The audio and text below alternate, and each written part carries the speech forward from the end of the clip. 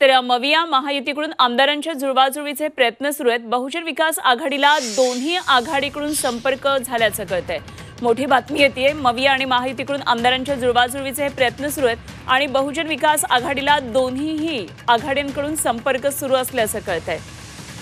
आणि या संदर्भात बोलण्यासाठी स्वतः हितेंद्र ठाकूर आपल्याबरोबर आहेत, बहुजन विकास आघाडीचे नेते अध्यक्ष।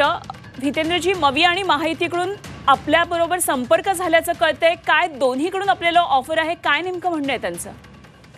नाही, ऑफर म्हणण्यापेक्षा मी ऑफरवर कधी काम केलेलं नाही।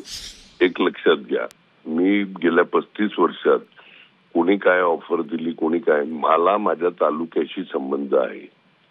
बाकी राहिला दुसरा प्रश्न का दोन्हीकडून, तर माझे सर्वच पक्षात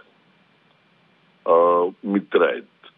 माझे कोणाशी वाईट संबंध नाहीत, चांगलेच संबंध आहेत। त्याच्यामुळे सगळेजण आमच्या बरोबर राहा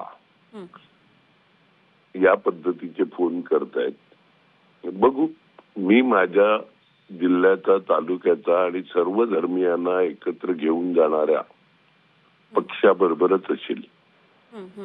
हितेंद्रजी, मात्र कोणाबरोबर राहायला किंवा कोणाबरोबर जायला आपल्याला अधिक आवडेल?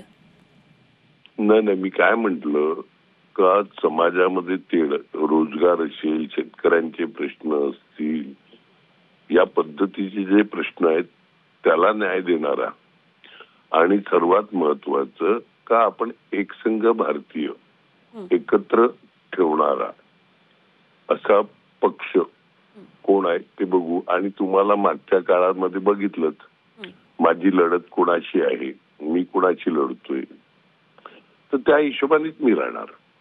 बर, ठीक।